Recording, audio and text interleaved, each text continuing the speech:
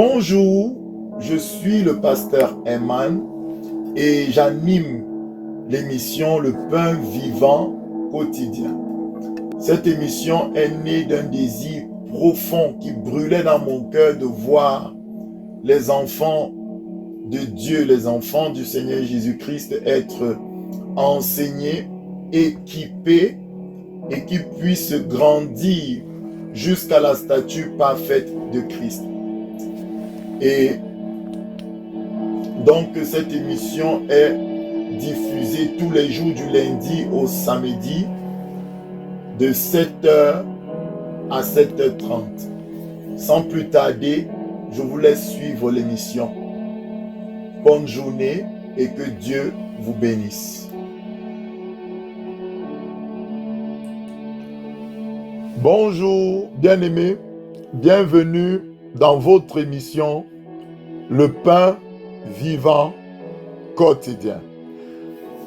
Alors, avant d'aller plus loin, je vais remettre ce moment entre les mains du Seigneur Jésus, le roi des rois, le Seigneur Tout-Puissant.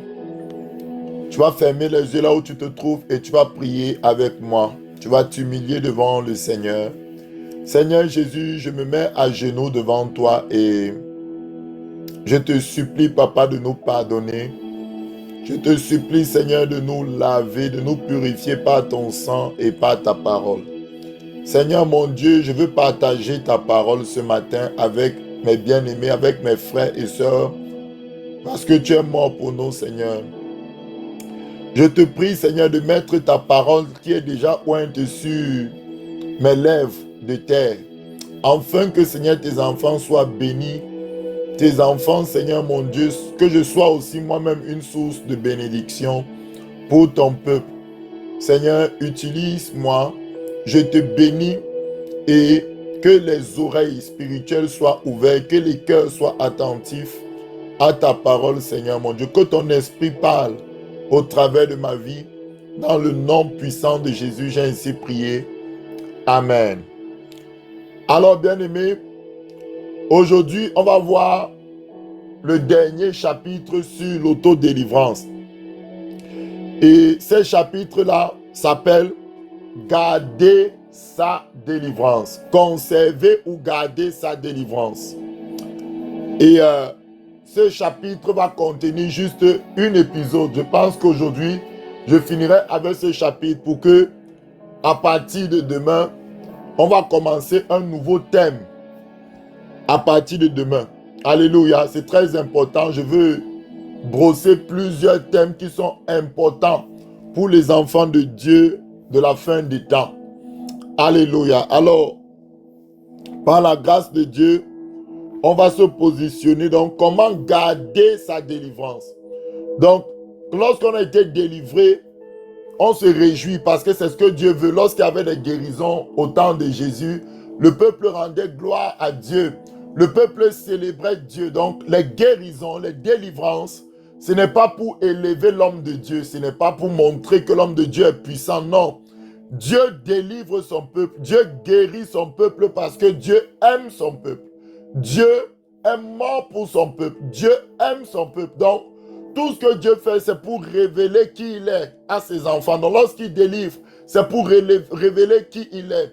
Lorsqu'il guérit, c'est pour révéler qui il est. Donc, à chaque fois, nous devons nous humilier et dire, Seigneur Jésus, nous te bénissons parce que tu nous as montré ta bonté.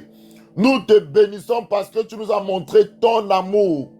Nous te bénissons parce que tu as fait telle chose, telle chose. Même quand le Seigneur nous reprend, c'est parce qu'il nous aime. Nous devons toujours nous humilier et dire, Seigneur, c'est toi qui es le maître du ciel et de la terre. Toutes choses subsistent par ta parole puissante. Alors, Père éternel, que ton nom soit sanctifié.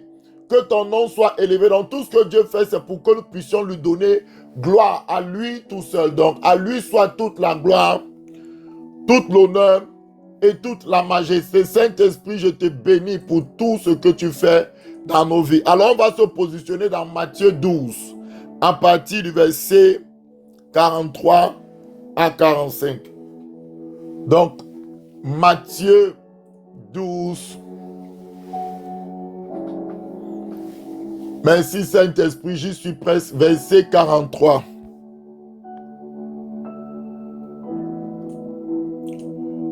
Voilà. J'affiche. Merci Saint-Esprit. Alors je lis la parole du Dieu suprême. La Bible dit, lorsque c'est Jésus notre Seigneur qui parle ici, qui veut nous expliquer les phénomènes spirituels, qui veut nous parler de la délivrance. Il dit, lorsque l'esprit impur est sorti d'un homme, il va par des lieux arides, cherchant du repos. Il n'en trouve pas. Ok, donc quelqu'un était possédé, il avait un esprit d'infimité, il avait un esprit démoniaque, un esprit sexuel, un esprit d'impurité qui dérangeait sa vie. La Bible me dit ici que lorsque l'esprit est sorti d'un homme, alors c'est Jésus qui parle. Il va dans les lieux arides, cet esprit-là va dans les lieux arides, et cet esprit cherche du repos. Donc le but c'est que l'esprit qui est sorti cherche du repos. Il n'en trouve point. Ça veut dire que lorsqu'il était dans l'homme, il trouvait le repos. Alléluia. Un esprit d'impudicité qui est en toi va trouver le repos lorsque toi tu vas faire de l'impudicité. Quand toi tu fais de l'impudicité, par exemple, l'esprit d'impudicité qui est en toi se nourrit de cette impudicité que tu fais là. De la même manière que la Bible dit que Jésus est le chef et le consommateur de la foi. C'est-à-dire que c'est lui qui suscite la foi. La foi vient de ce que nous entendons de la parole de Dieu. Et cette foi n'est pas seulement là pour orner ta vie. Quand tu as la foi, maintenant tu vas agir. Car la Bible dit que la foi est une démonstration des choses qu'on espère. Non, la foi est la ferme assurance des choses qu'on espère. C'est ça, ça vient. Ça, c'est la première phase. Donc Dieu parle et tu as la fermeté dans ton cœur parce que tu as entendu Dieu parler. Ça crée en toi une espérance. Christ en toi, l'espérance de la gloire. Maintenant, ça ne va pas s'arrêter là. Il y a une deuxième phase qui est la phase agissante. Et la Bible dit donc maintenant qu'elle est une démonstration des choses qu'on ne voit pas. C'est-à-dire les choses que tu espères là. Les choses que tu as vues par les yeux de la foi. Tu as obtenu les choses invisibles. Elles sont à toi. Maintenant, tu vas faire la démonstration. Voilà pourquoi Pierre pouvait dire à l'homme qui était paralytique à l'entrée du temple, il lui dit ce que j'ai. Ce qu'il avait là, c'était une ferme assurance. Ce qu'il avait, c'était la guérison. Mais cette guérison n'était pas visible avec les yeux physiques. C'est la guérison que nous avons obtenue par les meurtrissures de Christ. Ce qu'il avait, c'était le Saint-Esprit qu'il avait reçu le jour de la Pentecôte. Parce que Jésus dit à la femme samaritaine, si tu connaissais le don de Dieu, c'est toi-même qui aurais demandé à ce que je te donne à boire et tu aurais bu de l'eau vive et l'eau que je te donnerai deviendrait en toi une source d'eau qui jaillirait jusqu'à la vie éternelle. Alléluia, gloire à Dieu. Donc Pierre dit ce que j'ai, la ferme assurance que j'ai, l'héritage spirituel que Christ m'a légué, que tu ne peux pas voir. Parce que Paul nous dit dans Ephésiens 1, verset 18, illumine les yeux de leur cœur, afin qu'ils voient l'héritage que tu as réservé aux saints. Ce que j'ai, la guérison divine que j'ai, la délivrance que le Père m'a donnée, je te le donne, je te le communique. Donc maintenant, c'est quoi? Ça, c'est la démonstration. Ça, c'est le fait que les choses invisibles deviennent visibles. Donc, le démon, quand il est en toi, si c'est un démon de mensonge, c'est quand tu manques qu'il est dans le repos parce que lui, il a besoin de manger le mensonge. Il va produire le mensonge en toi. Il va te pousser à mentir. Lorsque tu vas agir, il va consommer le mensonge. Et c'est comme ça qu'il se repose. Un démon de prostitution, d'impudicité va te pousser à l'impudicité totale. Tant que tu ne commets pas l'impudicité, il va créer les circonstances autour de toi. Il va attirer les femmes, il va attirer les hommes. Il va faire tout pour que tu tombes. Et lorsque tu tombes, il est dans le repos. Un démon d'orgueil va tout faire pour que tu tombes dans l'orgueil. Dès que tu tombes, il est dans le repos. Donc, le démon cherche le repos. Donc, quand il va dans les lieux arides, il ne trouve pas le repos. Qu'est-ce qu'il fait? Il n'en trouve point. Le verset 14 nous dit clairement ici que, pas 14, pardonnez-moi, 44, mes frères bien-aimés. Alors il dit, je retournerai dans ma maison d'où je suis sorti. Et quand il arrive, il la trouve vide, balayée et ornée. Et le verset 45, le dernier, il s'en va et il prend avec lui 7 autres esprits plus méchants que lui. Il entre dans la maison, il s'y établisse. Et la dernière condition de cet homme est pire que la première. Il en sera de même génération méchante. Que Dieu vous bénisse, bien-aimés. Donc, ça nous montre quoi, mes frères, que Dieu et mes sœurs, que Dieu m'a donné. Ça nous montre ici que quand tu as été délivré, c'est bien de te réjouir, mais il faut fermer les portes de ta maison spirituelle. Parce que le démon qui est parti là, il va dire, ouais, dans ma maison où j'étais, où on m'a chassé, j'étais vraiment bien. Je me reposais, il faisait le péché que je voulais, ça me donnait du repos, ça me faisait du bien. Donc maintenant, il faut que je retourne dans cette maison. De la même manière, le Saint-Esprit, lorsqu'il vient en toi, il va trouver du repos lorsque tu vas commencer à te soumettre. Voilà pourquoi la Bible dit que ceux qui sont conduits par l'Esprit de Dieu sont fils de Dieu. Pas ceux qui ont simplement reçu le Saint-Esprit. Non. Lorsque tu commences à être conduit par l'Esprit de Dieu, Dieu confirme que oui, là tu es un fils, là tu es devenu un ouyos, un fils mature. Tu commences à donner le repos à Dieu. Parce que Dieu veut aussi manifester les fruits de l'esprit. Lorsque tu es doux, lorsque tu es patient, lorsque tu pardonnes à ton frère qui t'a fait du mal, lorsque tu renonces à toi-même, tout ça c'est les fruits de l'esprit. C'est pas l'esprit que nous pouvons renoncer aux œuvres de la chair, ce n'est pas par nos propres forces. Donc lorsque tu permets à l'esprit d'être l'esprit saint dans ta vie, l'esprit de sainteté, lorsque tu permets au Saint-Esprit de te sanctifier véritablement, alors le Saint-Esprit se sent à l'aise dans ta vie, le Saint-Esprit est vraiment dans le repos. Le Saint-Esprit peut commencer à manifester sa personne, sa personnalité, diffuser l'amour de Dieu au travers de toi. Tu deviens un canal du Saint-Esprit, tu deviens la porte du ciel, tu deviens un canal, un ambassadeur du royaume des cieux. Donc la Bible nous dit ici que quelqu'un qui était dans un péché, qui péchait par exemple, vous vous rappelez, Jésus avait guéri l'homme qui était dans la piscine, à côté de la piscine de Bethsaïda. Et il voyait les gens être guéris, mais il a dit à Jésus que moi, je n'ai personne pour me jeter. Quand Jésus l'a guéri, Jésus l'a retrouvé, Jésus l'a dit, fais attention, va et ne pêche plus, de peur qu'il t'arrive quelque chose de pire. C'est ce qui se passe ici. C'est-à-dire que pour conserver ta délivrance, première des choses, après avoir été délivré, il faut que tu mènes une vie de sainteté. Il faut que tu t'attaches à Dieu, que tu aies une communion avec le Saint-Esprit, que tu désires aller plus loin dans l'intimité avec le Saint-Esprit, que tu t'attaches à Dieu. Ça, c'est la première chose, bien-aimé, parce que si ta maison est vide, si tu n'es pas rempli du Saint-Esprit après, si tu ne vis pas la vie de Dieu, alors les mêmes démons qui sont sortis là vont aller chercher 7 grands frères et vont venir et ta condition sera pire que la première. Alors je vais lire un autre verset qui va dans ce sens. Tu vas aller dans 2 Pierre 2. Saint-Esprit, je te bénis pour ta parole de ce matin.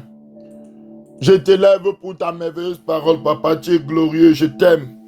2 Pierre 2 à partir du verset 22.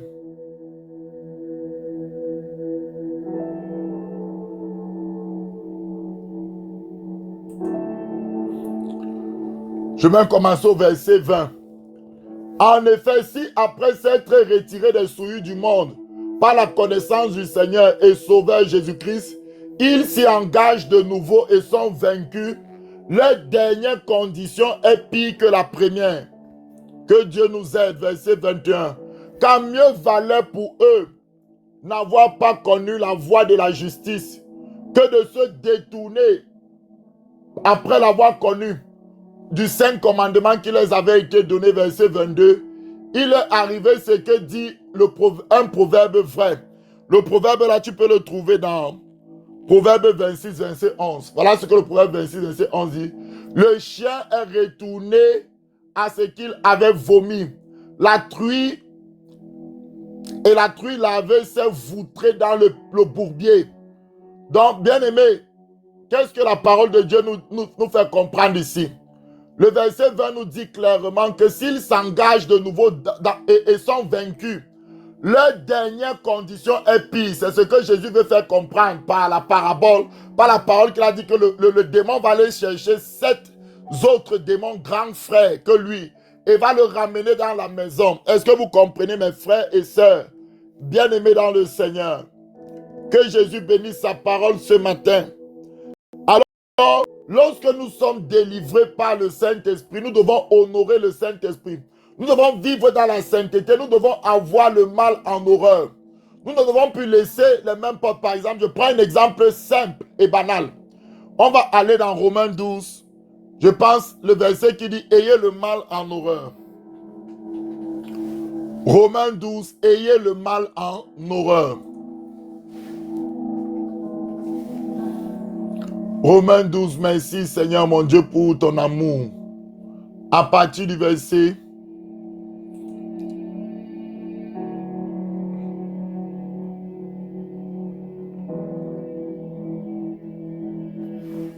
en tout cas, ça dit « Ayez le mal en horreur ».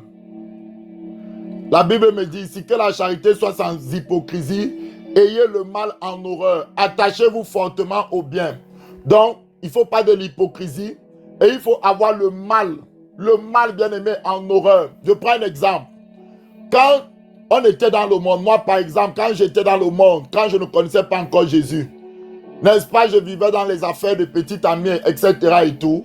Pornographie, masturbation, toutes ces choses. Je les ai pratiquées. Alors quand je suis devenu enfant de Dieu, lorsque je me suis réellement converti, Satan ne va pas réinventer la roue.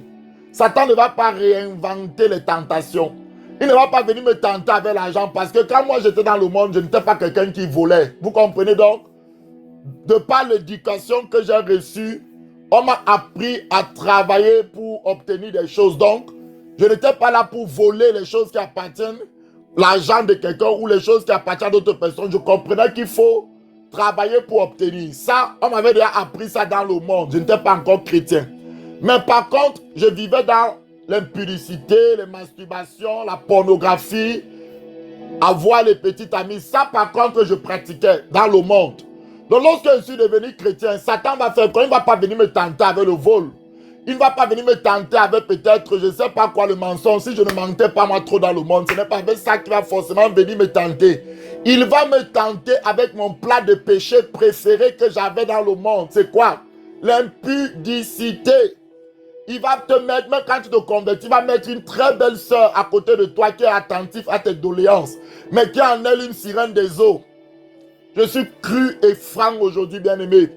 Cette sœur va te comprendre, afin que tu puisses tomber dans le péché sexuel avec elle. Le but, c'est toujours que le démon qui est sorti de ton corps puisse revenir et t'habiter pour que ta condition soit pire. Donc, tu dois veiller. Tu dois avoir le sexe en horreur si tu étais dans les péchés sexuels.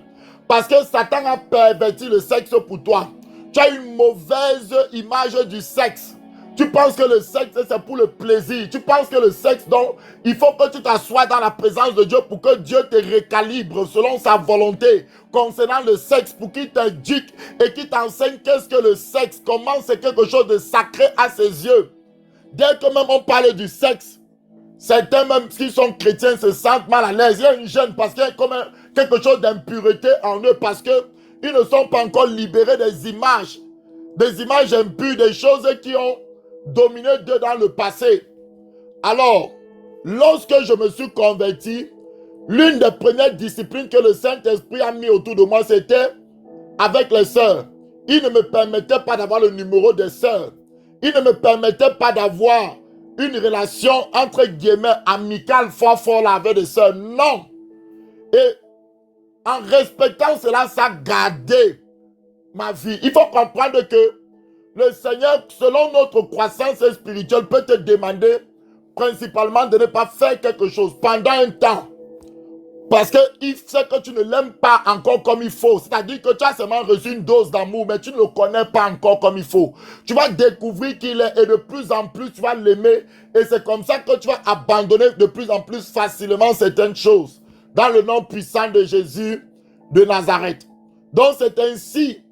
Donc si tu étais dans le péché sexuel, il faut que tu aies en horreur le sexe. Quelqu'un vient sur Facebook par exemple, veut te montrer comment tu dois te comporter.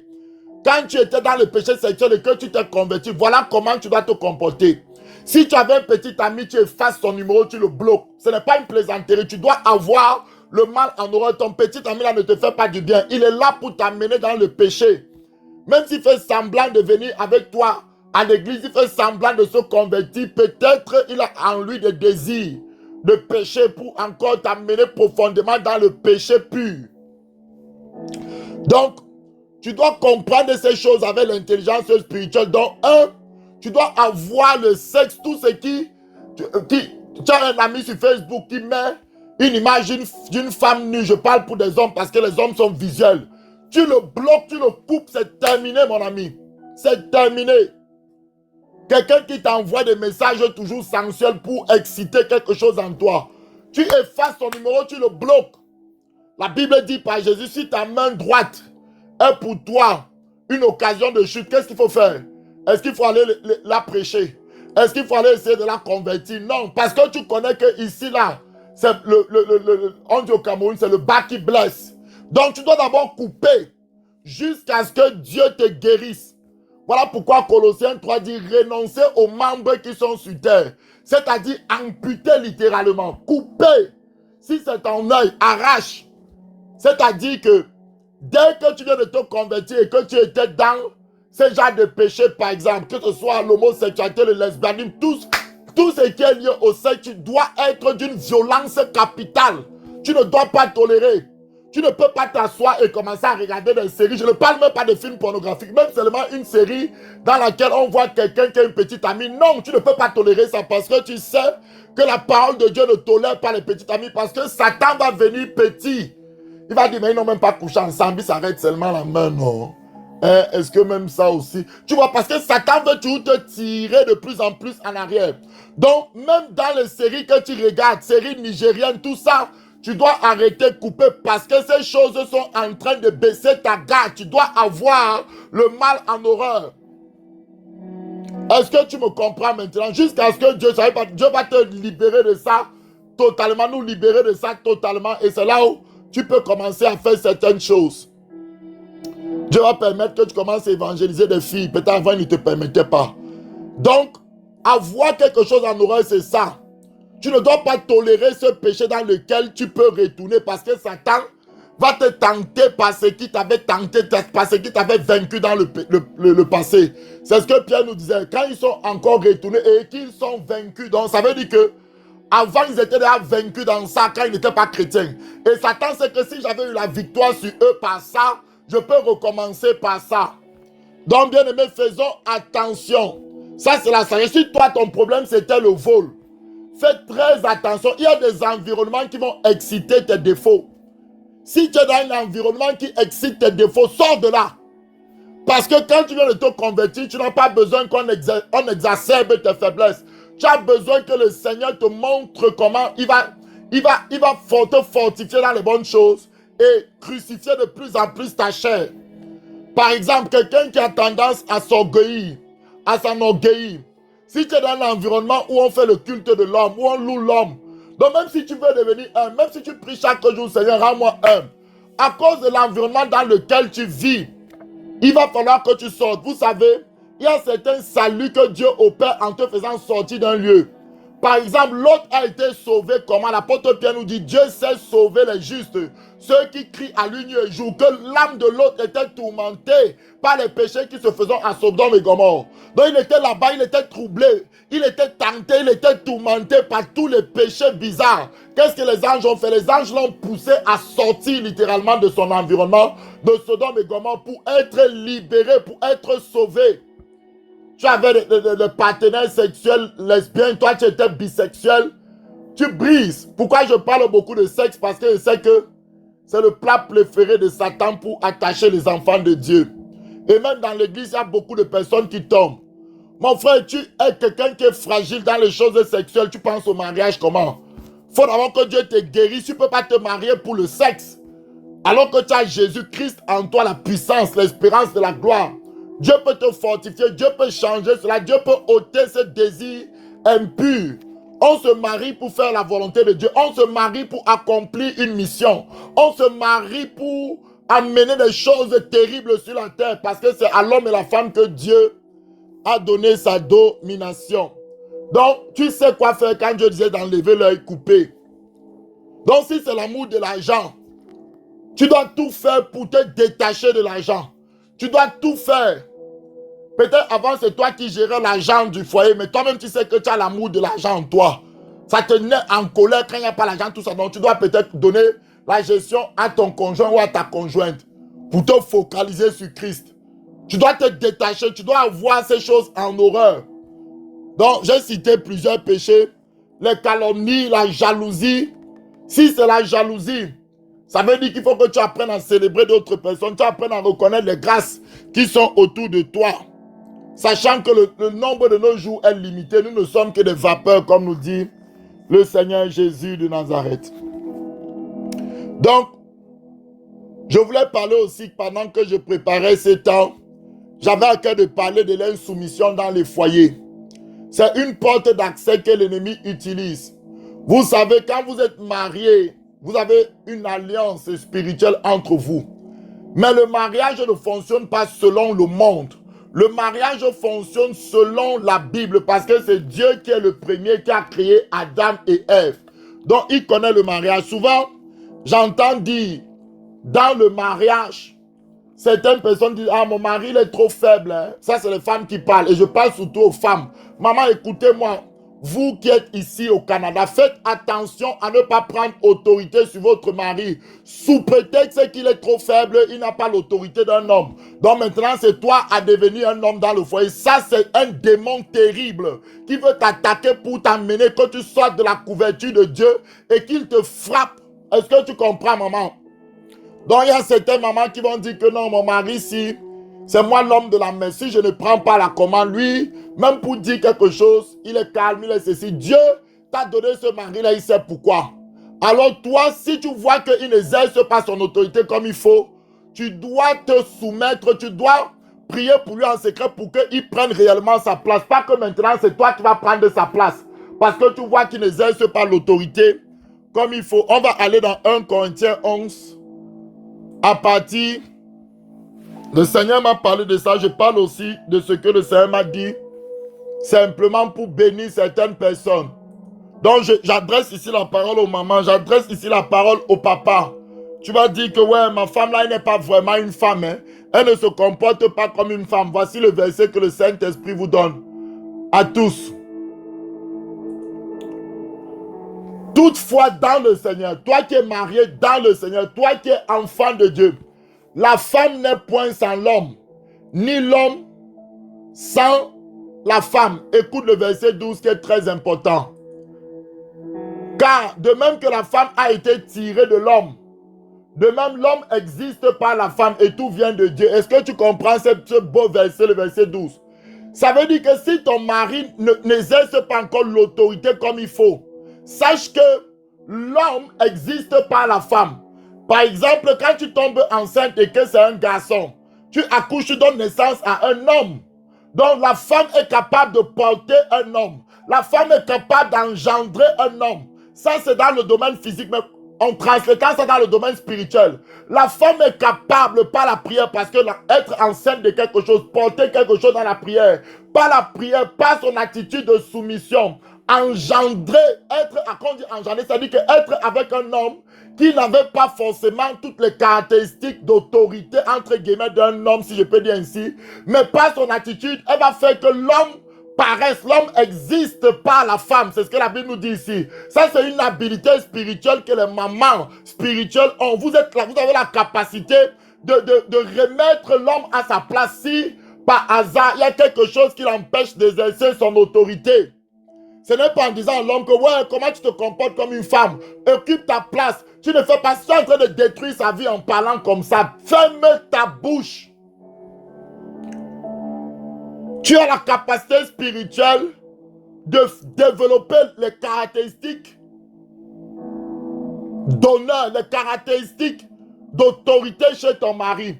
Ce n'est pas parce que ton mari n'exerce pas l'autorité comme il faut qu'il faut maintenant le supplanter, prendre sa place. Maintenant, ah bon, comme toi tu ne parles jamais, je vais parler. Quand les étrangers viennent à la maison, c'est toujours ta tête qui est devant. De la même manière, quand le diable va venir tenter, c'est pas toi qui va commencer. Parce que ta tête est toujours devant, c'est toujours toi qu'on voit, c'est toi qui vas partir en premier. Est-ce que vous comprenez? Il faut faire attention, les femmes qui prennent l'autorité là, c'est dangereux ici. De la même manière, toi, Marie, tu te plains de ta femme tous les jours. Oh, ma femme n'est pas ceci, ma femme n'est pas cela, ma femme doit être... La Bible me dit ici, car de même que la femme a été tirée de l'homme.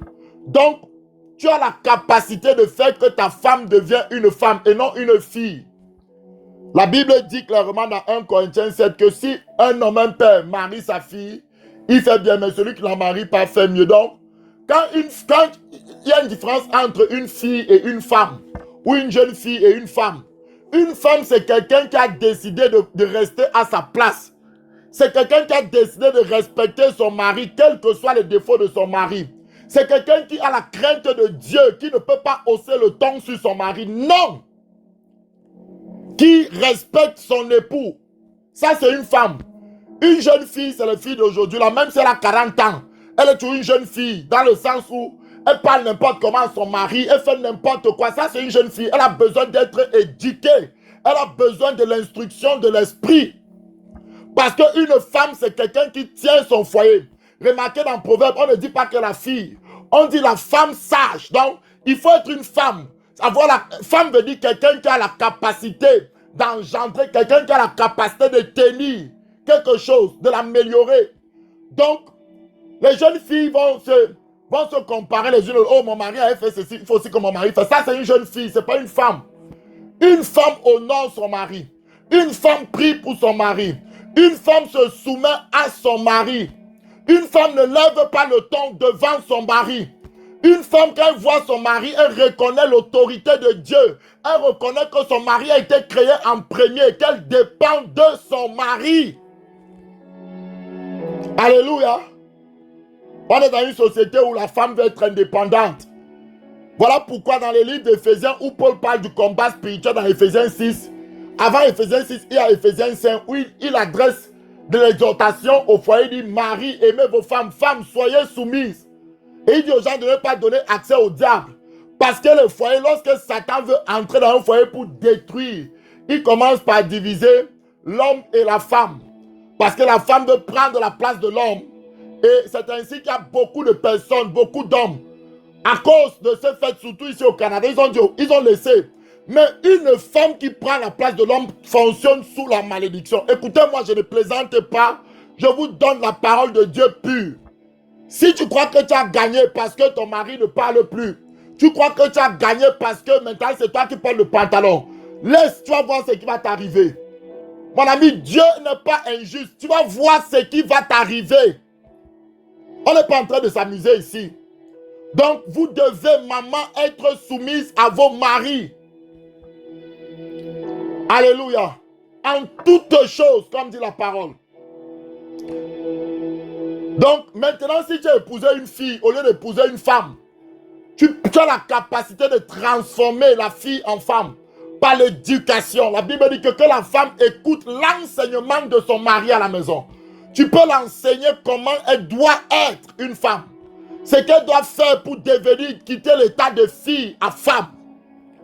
Alléluia. Le mariage, ce n'est pas un jeu de folklore. Le mariage, c'est une institution divine. Nous devons la respecter et l'ennemi passe par là pour amener beaucoup de problèmes. Dans nos foyers, même les serviteurs de Dieu souffrent énormément, souffrent beaucoup. Que le Seigneur nous aide, que le Seigneur transforme la vie, que le Seigneur transforme les cœurs de nos épouses, dans le nom puissant de Jésus de Nazareth. Donc, bien-aimés, et pour finir, je vais donner un verset, Éphésiens 5, verset 18. Éphésiens 5, verset 18. Bon, je ne vais pas l'afficher, vous pourrez le lire. La Bible nous demande d'être rempli du Saint-Esprit. Et de ne pas vivre dans la débauche. Donc, celui qui nous a appelés est saint. Donc, nous devons être saints. Nous devons être remplis continuellement. Attends, je vais l'afficher. Pardonnez-moi, je vais l'afficher. Vous savez, enfin que le Seigneur puisse nous parler, moi le premier. Que le Seigneur nous pardonne. Aujourd'hui, je voulais vraiment tirer un peu la lettre. La femme ne doit pas dire à son mari comment ça doit se passer à la maison. Non. Le Canada te donne cette autorité, mais Jésus ne te l'a pas donnée. Ne prends jamais une autorité que le Christ ne t'a pas donnée. Jamais. Ça va mal tourner, ça va mal finir pour toi, femme. Que l'homme ne prenne jamais une autorité que Christ n'a pas donnée. On doit être soumis les uns les autres. Mais dans le cadre du mariage, la femme doit reconnaître sa place. Elle est à côté d'un homme. Elle doit être soumise. C'est très important. Et l'homme doit aimer sa femme. Tu ne dois pas aller être infidèle. Tu ne dois pas aller coucher à gauche, droite. Non. Tu dois honorer le mariage. Tu ne dois pas t'irriter. Colossiens nous dit, ne vous irritez pas contre vos femmes. Tu ne dois pas la maudire. Donc, certains, quand ils sont fâchés, ils lâchent des mauvaises paroles sur leurs femmes. Ça aussi, ce n'est pas bon. Le Saint-Esprit n'aime pas toutes ces choses. Tout ce que je dis aujourd'hui, c'est pour que nous ne puissions pas donner accès au diable dans nos foyers. La Bible nous dit, Éphésiens 5, verset 10, ne vous enivrez pas de vin, le vin du monde, le conformisme du monde. Maintenant, tu es marié, tu décides de faire n'importe quoi dans ton foyer, de parler n'importe comment à ton mari. Tu auras des comptes à rendre à Jésus. Tu auras des comptes à rendre au Seigneur Jésus, mon ami. C'est de la débauche. Soyez au contraire remplis de l'esprit, nous dit la parole. Vous comprenez ça? Alors, je vais citer un dernier verset et on va prier, on va se séparer. À partir de demain, on va commencer un nouveau thème que je vais introduire demain. Et on va être dessus pendant ce mois dans le nom puissant de Jésus de Nazareth.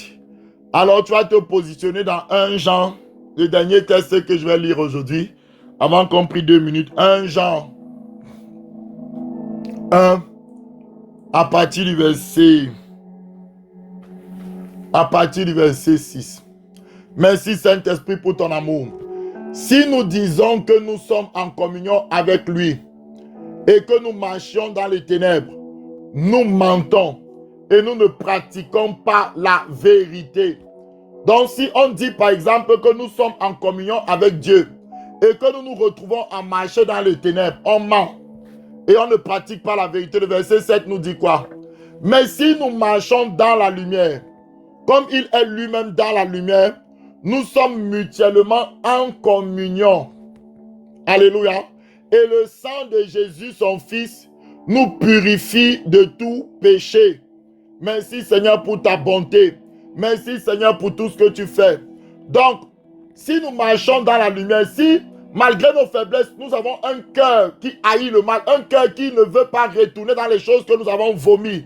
On veut aller de l'avant, on ne veut plus regarder en arrière comme la femme de l'autre qui s'est gelée, qui est morte en voulant toujours avoir comme une certaine tolérance au péché. Ne tolérez pas le péché mignon dans lequel vous étiez dans le monde. Si Dieu t'a sorti du péché sexuel, ne blague pas avec les affaires du sexe. Sois tellement tranchant comme l'épée parce que tu as suivi, ta vie en dépend. Si Dieu t'a libéré du mensonge, ne blague pas avec.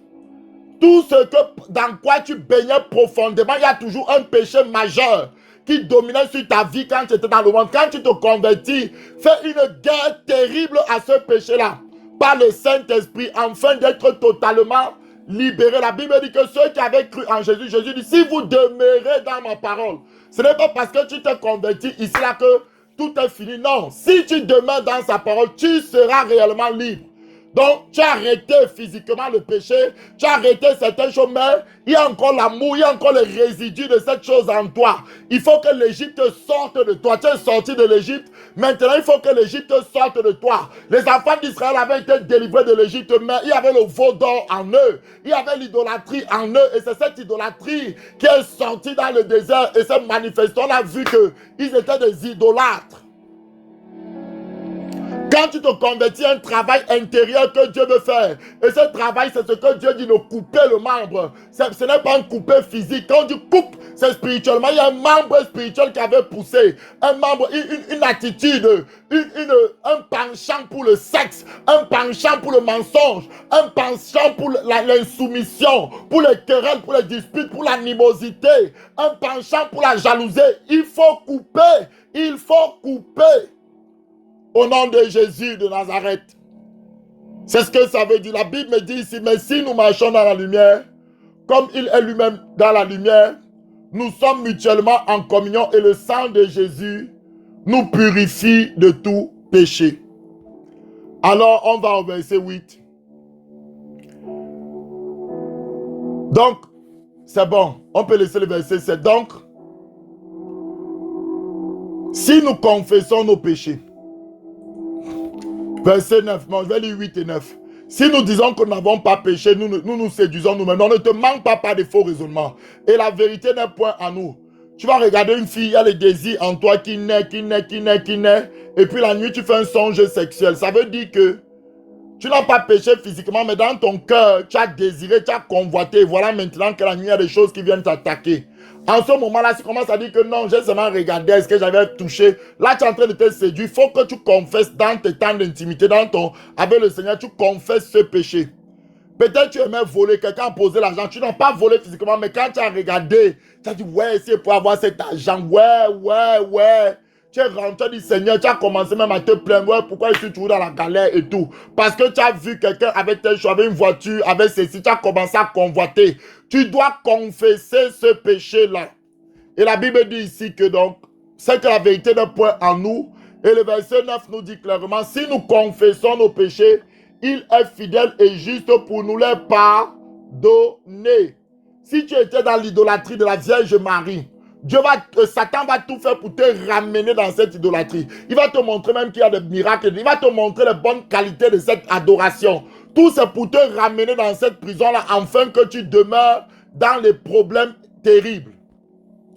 Donc, aujourd'hui,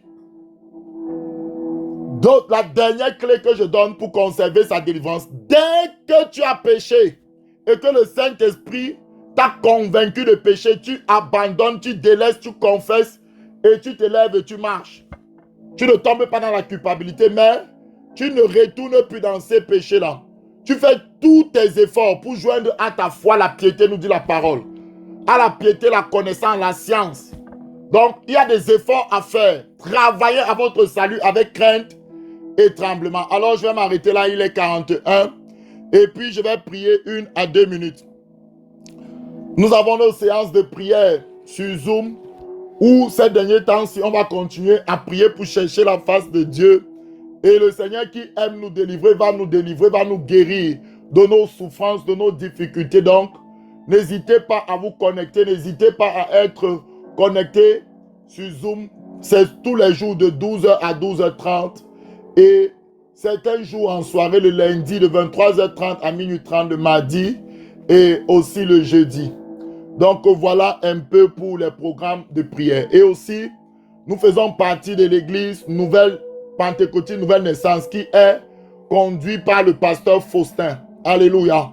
Alors je vous invite à l'église. Les mercredis, aujourd'hui, on a un culte en présentiel de 19h à 21h. Allez à l'église. L'église est l'institution que Dieu a donnée. Ce lieu, l'église locale, où Dieu a établi ses serviteurs pour nous bénir. Allez à l'église, c'est très important. Le vendredi de 19h à 21h, mercredi de 19h à 21h et le dimanche de 10h30 à 12h45.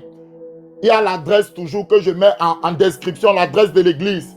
Donc vous avez retenu les jours mercredi, aujourd'hui de 19h à 21h, on a un culte d'enseignement. On enseigne actuellement sur le baptême d'eau, très intéressant, par le frère Paul. Allez. Et on a le vendredi un culte de délivrance où il y a des hommes de Dieu qui seront là pour prier pour les malades, pour que les maladies soient chassées. Allez à l'église. Et il y a le dimanche pour le culte de dimanche. Donc, il y a tous ces programmes qui sont mis en place pour votre édification de tous les jours. Vous devez vous attacher à Dieu. Alors, je veux qu'on prie pendant 1 minute. Bien-aimé, tu vas dire au Seigneur, merci papa pour cette parole. Merci Seigneur parce que tu me tires. Merci Seigneur parce que tu me fais grâce. Merci Seigneur parce que tu es bon et merveilleux. Merci Seigneur pour cette série d'auto-délivrance que tu m'as permis de tomber dessus. Papa, donne-moi un cœur pour mettre en pratique toutes les choses que j'ai entendues. Dans le nom puissant de Jésus. Saint-Esprit, là où j'ai été délivré dans une séance de prière, quelque chose est sorti de moi. Donne-moi de mettre en pratique, de rechercher l'Esprit, d'être rempli du Saint-Esprit, d'être en communion avec toi, d'aller à l'église, demeurer avec mes frères. Seigneur, de me sanctifier, d'avoir en horreur le mal, le péché qui dominait dans ma vie lorsque j'étais dans le monde, de couper définitivement avec, et non pas de faire joujou avec, non pas de tolérer, non de détruire les œuvres du diable là où il faut les détruire. Dans le nom puissant de Jésus, Seigneur, manifeste ta gloire. Seigneur, manifeste ta puissance. Seigneur, manifeste ta vie. Seigneur, délivre ton peuple pendant que je parle maintenant, vous qui êtes connectés, recevez la plénitude du Saint-Esprit, recevez le feu de Dieu, recevez la capacité de résister au péché, recevez la vie de sainteté, que le Seigneur mette dans vos cœurs l'horreur au mal. Le Saint-Esprit haït le mal. Le Saint-Esprit est un esprit de sainteté, comme nous dit la parole. La Bible dit: n'attristez pas le Saint-Esprit, qu'aucune parole malhonnête, aucune pensée malhonnête ne sorte de votre cœur. Saint-Esprit, remplis-nous de ta vie. Saint-Esprit, remplis-nous de ta puissance. Saint-Esprit, remplis-nous de ton onction. C'est dans le nom suprême de Jésus que nous avons prié ce matin. Amen. On se retrouve à midi pour la prière. Soyez bénis, je vous aime. Merci d'avoir suivi cette émission et j'espère vraiment de tout cœur que vous avez été richement bénis. Alors, si vous avez des témoignages, des questions bibliques par rapport à certains sujets, n'oubliez pas de nous écrire à notre adresse mail qui sera mise dans la description de cette vidéo. Et puis, surtout, likez en cliquant sur le pouce, vous likez et vous partagez à vos connaissances, afin que le plus grand nombre puisse être aussi béni. Alors, on se retrouve pour d'autres épisodes. Soyez bénis au nom puissant de Jésus.